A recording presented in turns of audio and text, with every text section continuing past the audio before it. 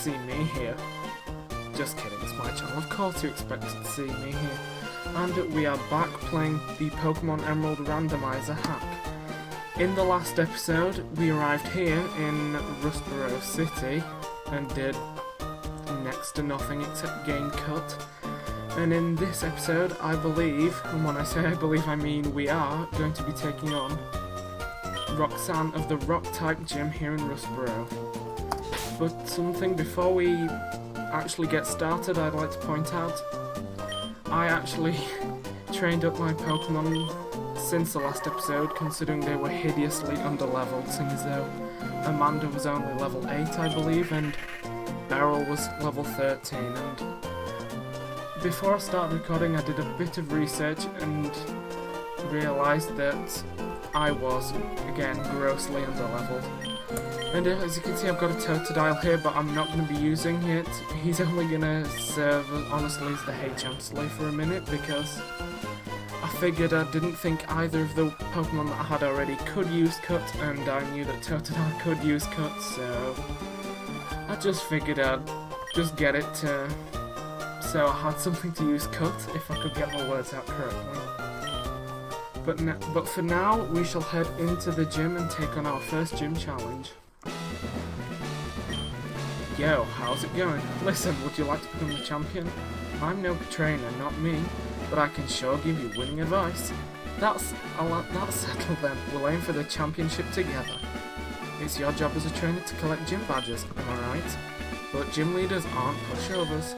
And that's where I come in. I'm here to provide expert advice. Roxanne, the gym leader, is obviously, hence the name Rox, the rock-type user. The rock-type is very durable, but it can't stand water and grass-type moves. Come and see me afterwards if you beat the gym leader. Well, go for it. Then let's go for it. Don't take us gym trainers lightly, I'll show you why we're better. Better than... You need to give me more than just saying you're better, because I don't know what you're better than. But yeah, as the guy at the front said, rock types are weak against water moves or water types, so that's why I figured since Amanda was only level 8, I really ought to train her up, considering the first Pokemon here is level 10.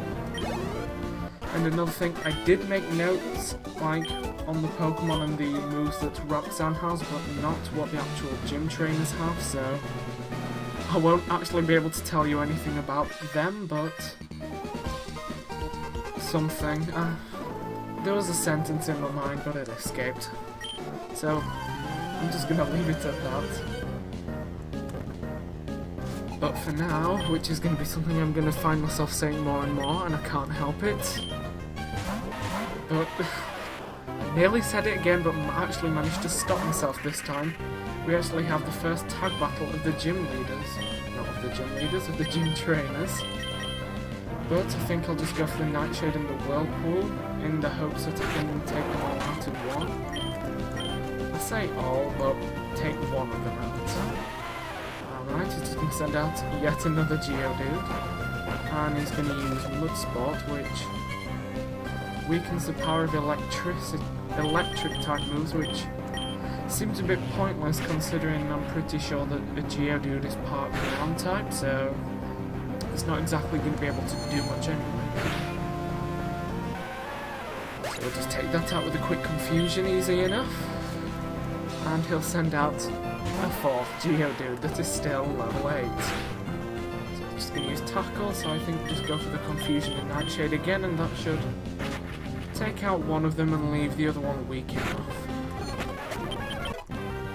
Beryl grows to level 15. Fortunately, she doesn't learn any new attacks, which I really, should learn more words again. I know that sounds very basic, but see, the sentences in my head are just escaping. So, no.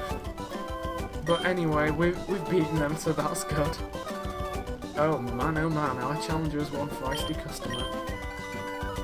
So this is like a restaurant? Yes, but that is it, and here we have Roxanne, the very first gym leader of Pokemon Emerald. But before we take on her, I'd just like to quickly head back to the Pokemon Center and heal up. For, well, obvious reasons. So I don't want to go into what is essentially a boss battle half injured. And by me going into battle I mean my fish and my ghost.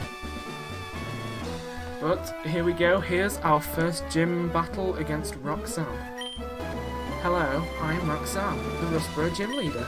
I became a gym leader so that I might apply what I've learnt at the Pokemon Training School in battle. Would you kindly demonstrate how you battle, and with which Pokemon? Sure. And now for probably the third time I've said it, let's battle against Roxanne. So she's gonna... Actually, now is here where the notes that I've prepared will come in handy.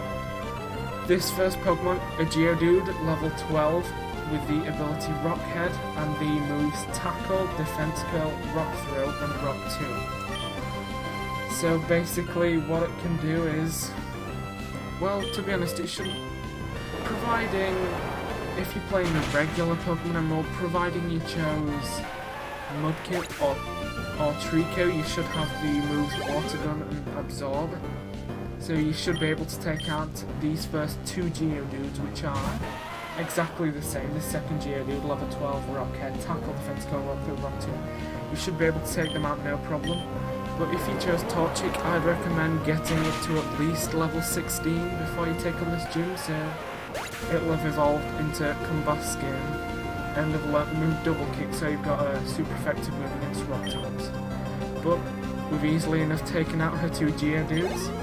We're down to her final Pokemon, which is Nosepass.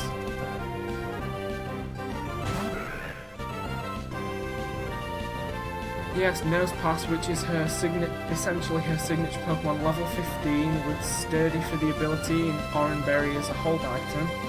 It knows the moves Block, Harden, Tackle, and Rock Tomb.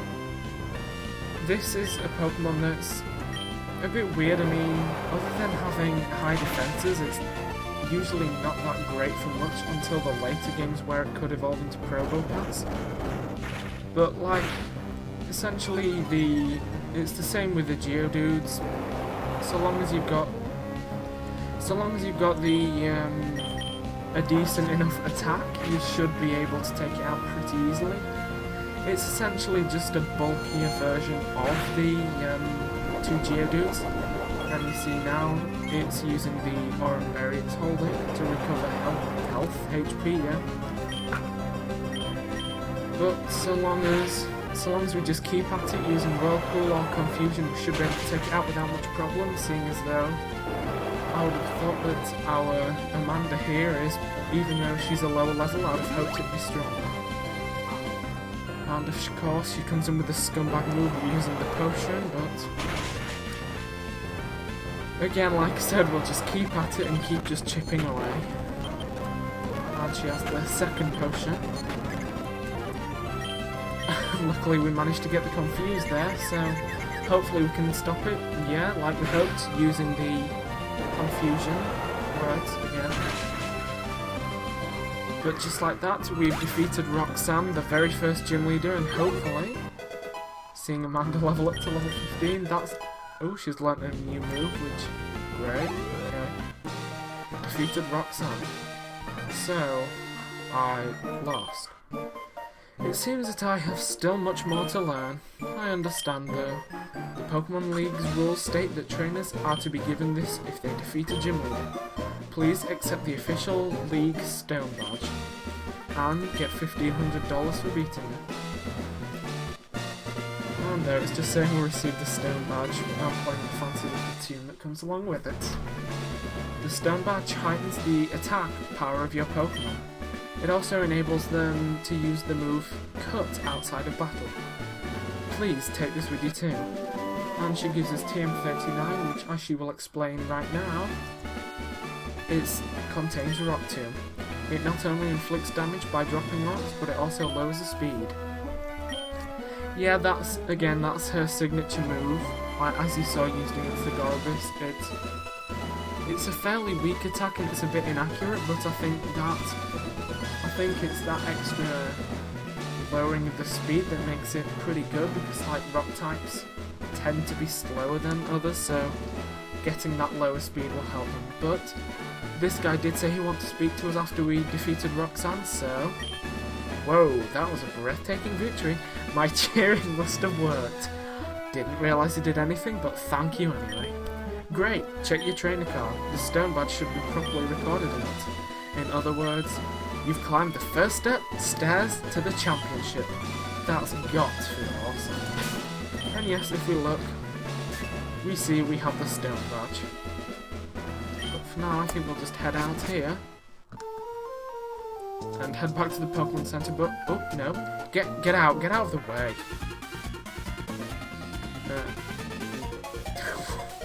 Sorry about making that noise, just don't question it. Wait, please. Don't take my goods. So it seems there's something suspicious going on up there, but I think before we do that, I'd just like to quickly heal. And since we actually have cut now, there are a few things I'd like to take care of. The first one being, if we run back down here, pass down the bridge, since we can now use cut, we can cut down small trees like this to remove the obstacles, and we can get a few new items, one of them being this X accuracy. We only said an S accuracy for some reason, but that's a one-time use item that when you use in battle, it raises the accuracy of your Pokemon one level. And also, there are a couple trees in here, so if we cut cut one of them down and head on through here. I like how I managed to take 2 steps before getting interrupted. If we head through here, you can find a tiny mushroom hidden in that spot. But also, there is a woman here who, if you talk to... Oh, neat, that's the badge from Rustboro Gym. You must be a trainer. You should try using this item. Yes, if you talk to this woman, once you're able to use cut, you will get the miracle seed, which is a hold item, which will raise the power of grass type moves, which is perfect for if you did choose the... if I could get my words out, if you did choose the grass starter. And there's also a great ball here. I believe that's everything. Oh, no, if you jump down here, there's also apparently another wild Totodile, but there's also this X attack, which is... It's essentially the same as the X accuracy, except it just works for attack. Wow, there's also Claydol in it, wow. But that brings us... Oops, no. That brings us down here, where there's also that hidden potion, which you could have actually gone without it, I just managed to miss it out. But I think I'm actually going to leave it here for this episode, and while, off camera, I'll probably travel back up to Rustboro. So for the start of the next episode, we'll be outside the Pokemon Center again. But again, in the next episode, I think we should really find out what was going on when that Team Aquagunt stole that man's guts, in air quotations. And again, thank you to anyone who watched and made it this far, and I'll see you next time. Bye! Bye.